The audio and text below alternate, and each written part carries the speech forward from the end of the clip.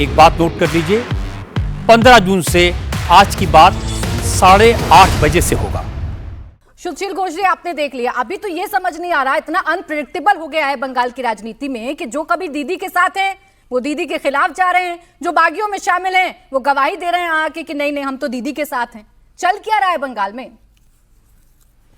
देखिए, यहाँ पर दो चीज हो रहा है प्राची जी। नंबर वन, तो मैं जो चीज काल बोल रहा था, ये जो बागी ग्रुप का नंबर है वो नंबर हर घंटे में चेंज हो रहा है और किसी को नहीं पता फाइनली वहां पर कौन रहेगा। दीदी के पास अभिषेक बनर्जी के अलावा और कोई नहीं शायद रहेगा।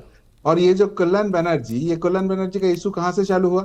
कल्याण बनर्जी का इशू चालू हुआ, जो हमको कल्याण बनर्जी बता रहा है कि दिल्ली से कल एक फोन आता है और वहां पर अभिषेक बनर्जी का टीम बोलता है कि कल्याण बनर्जी और उनका बेटा शीर्षन्न बनर्जी वो आज अभिषेक बनर्जी का केस नहीं लड़ेंगे।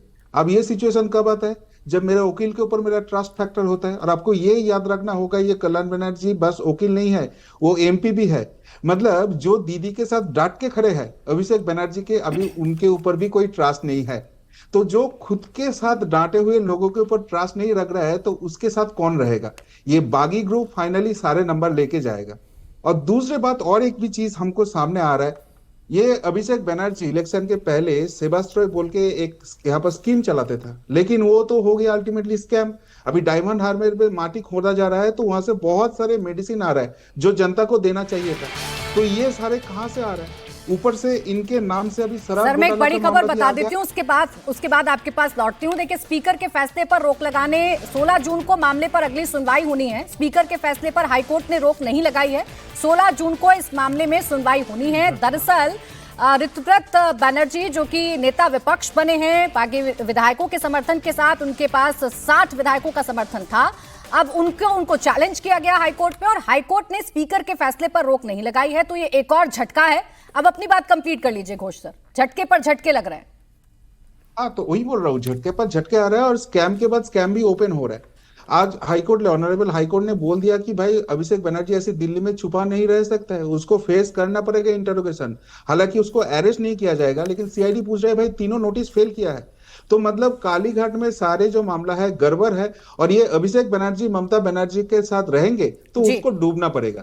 ये अगर सिचुएशन हो जाता है तो कल्याण बनर्जी जैसे उनका जो बहुत पुराना सैनिक है वो भी ऐसे ही पलट लेंगे। अब इसका देखिए, स्वयं प्रकाश पुरोहित जी ने तो कह दिया वो तो साथ रहेंगे, वो तो पहले ही गवाही दे चुके हैं। आशुतोष वर्मा जी, मुझे याद है जब बंगाल के नतीजे आए थे तो अखिलेश यादव जी गए थे ममता बनर्जी के पास और उन्होंने कहा था दीदी आप हारी नहीं है। अब जब सब कुछ बिखर गया है तो क्या अखिलेश यादव जाएंगे अभिषेक बनर्जी और ममता बनर्जी को बताने के लिए कि भाई टीएमसी के पास अब कुछ बचा नहीं है, कुछ भी नहीं बचा, सब बिखर गया है? देखिए प्राची जी, बंगाल के चुनाव का रिजल्ट जिस प्रकार से आया और वहाँ पे जिस प्रकार से इलेक्शन कमीशन ने काम किया वो तो सबको पता है। अब देखिए, दो चीज़ें तो बहुत साफ हो गई हैं कि जितने भी सांसद जा रहे हैं, विधायक जा रहे हैं, उनकी एक जो कॉमन परेशानी है वो है अभिषेक बनर्जी। इसका मतलब अभिषेक बनर्जी ने ज़रूरत से ज़्यादा अधिकार लिए हैं या ज़रूरत से ज़्यादा कुछ ऐसे काम किए हैं जो मुल्कदार टीएमसी के लोगों को पसंद नहीं आई या सीनियर लीडरशिप को समझ में नहीं आई। लेकिन किसी ने भी ममता बनर्जी के खिलाफ बात नहीं करी है। कल्याण बनर्जी ये कह रहे हैं कि अभिषेक बनर्जी या कल्याण बनर्जी, ये तय कीजिए। तो ये बात तो खैर टीएमसी के अंदरूनी है, उनकी पार्टी, उनको खुद समझना है। लेकिन मुझे समझ में नहीं आ रहा है कि ये जो भारतीय जनता पार्टी के प्रवक्ता ये इतने प्रफुल्लित क्यों हो रहे हैं। भारतीय जनता पार्टी के जो नेता हैं वो भी समाजवादी पार्टी के ऊपर नाम दे रहे थे, पता नहीं क्या कार्टूनों जैसी हरकतें कर रहे थे, टेप वेप लेके आए थे स्टूडियो में। ये भूल गए अभी 2024 में भारतीय जनता पार्टी को उत्तर प्रदेश में पटकनी इसी समाजवादी पार्टी ने दी थी। तो ये टेप अपने मुंह पे लगाइए, बोलने से पहले सोचिए आप क्या बोल रहे हैं और कार्टून गिरी करना बंद कीजिए। पूरी पार्टी ने ये जो देश का हाल कर रखा है, जो तोड़ना जोड़ना घरोड़ना, जो राजनीति की शुचिता है वो ख़त्म कर दी है, इसका भी अंत आएगा। आपको दूसरी की पार्टी तोड़ने में अच्छा लगता है, एक दिन वो आएगा कि आपकी पार्टी में ही कोई कुछ नहीं बचेगा। लेकिन तो मुझे लगता है जी, कि इसमें एक संवैधानिक चीजें देखनी चाहिए और समझना चाहिए क्या है। आपकी जो शिकायतें हैं शहजाद जी से, उसका जवाब आपको शहजाद पूनावाला ही देंगे। मेरा प्रश्न आपसे सिर्फ इतना भर है, आपने शुरुआत में कहा कि देखना होगा, अभिषेक बनर्जी का नाम सब ले रहे हैं, आखिर में आते आते आपने ब्लेम भारतीय जनता पार्टी पर डाल दिया।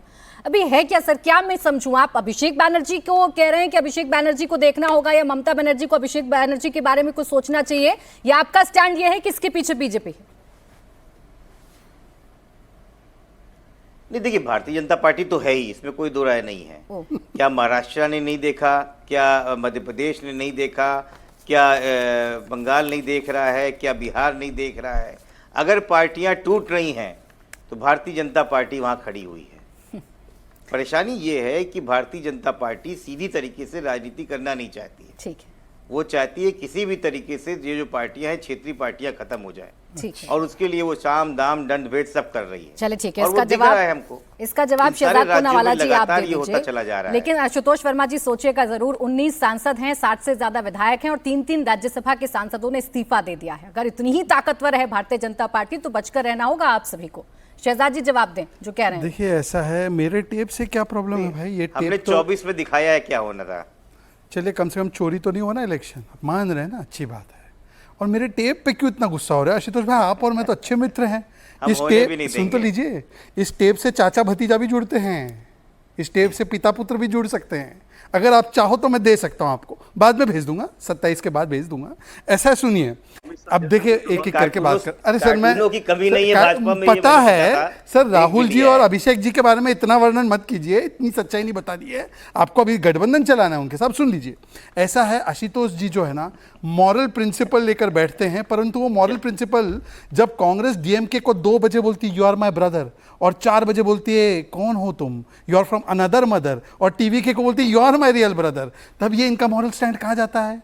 एडीएमके के एमएलए को रोज तोड़ रहे हैं, वहां पे मॉरल स्टैंड कहा जाता है। यहां पे हम किसी को नहीं तोड़ रहे, सब बोल रहे हैं कि अभिषेक बैनर्जी प्रॉब्लम है, पर हमको गाली दी जा रही है। और मेरे टेप, बेचारी टेप डबल टेप है भाई, उसके ऊपर आप भड़क रहे हैं। दूसरी बात देखिए, तौसीफ की तो औकात पूछ ली इन लोगों ने। बेचारे तौसीफ ने उस समय पे टीएमसी को डिफेंड किया है, याद है ना प्राची जी? जब ये ऑफिशियल प्रवक्ता नहीं आते थे तो तौसीफ जी फिराद हकीम से आदेश लेकर बैठते थे डिबेट में। पर ये हो सकता है स्वयं जी अब बोलेंगे ये भी कौन है बताइए? ये बोल सकते हैं कि कल्याण बैनर्जी कौन है, ये बोल सकते हैं फिराद की हकीम की औकात क्या है, ये बोल सकते हैं काकोली गोश दस्तीदार की औकात क्या है, सबकी बोल सकते हैं। ये अहंकार और परिवारवाद है, इसी की वजह से ये पार्टी टूटी है। आज भी मैं आपसे अपील करता हूं, स्वयं जी ममता को बोलो भतीजा छोड़े, ऋतुव्रता जी के साथ आ जाए। एक बार बोलिए आप। पार्टी उनकी टूट रही है, खलबली आप लोगों में क्यों है? हमको नहीं मुख्यमंत्री है। बैठकें करते हैं, मैं तो बंगाल को आपके सोनार नेताओं के बांग्ला यहाँ बना बागी रहा हूं। सांसद या विधायक पहुंच जाते हैं, हैं? ये ऐसा क्यों है? मैंने तो आपको बताया ना कि भाई, वो पुराने कांग्रेसी है। नाराजगी उनसे है तो दोस्ती आप लोगों से क्यों हो जाती है? अरे हमारी तो पुरानी है। सुष्मिता देव जी की दोस्ती हेमंता जी से आज से थोड़ी है, दोनों असम से है। सुष्मिता देव जी के फादर बहुत बड़े फिगर थे असम पॉलिटिक्स के, और सिलचर का उनका बहुत बड़ा उनका एक नाम योगदान को है। जस्टिफाई हम क्यों नहीं करेंगे, मिलेंगे हमारे बाकी पुराने नामों को मित्रों कैसे को? जस्टिफाई करेंगे? क्यों? भाई, आज ही के राज्यसभा सांसद ने इस्तीफा दिया है, वो किसके घर बैठे थे? अच्छा सुनिए, निशिकांत दुबे जी के घर। मैं आपको एक बात पूछता हूँ कि सुष्मिता देव तो इनकी सांसद है, वो राज्यसभा छोड़ दी है, उन्होंने शायद ये भी बयान दिया है कि मैं कोई पार्टी में जाने नहीं वाली हूँ और अभी मैं पॉलिटिक्स से थोड़ी देर अलग रह रही हूँ। आपकी तो सांसद थी, आप क्यों नहीं रोक पाए? आप शांतनु हुसैन को नहीं रोक पाए, आप जवाहर सरकार को नहीं रोक पाए। जवाहर सरकार हमारे चाय पीने आए क्या हमारे घर पे? शांतनु हुसैन आए क्या चाय पीने हमारे घर पे? अब बताइए, जो लोग 40 वर्षों से ममता जी के साथ तब थे जब उनके पास सत्ता नहीं थी, उनको स्वयं प्रकाश जो 40 महीने नहीं हुए, तौसीफ जो 4 साल से 5 साल से 10 साल से लगा, उनको बोल रहे हैसियत क्या है तुम्हारी?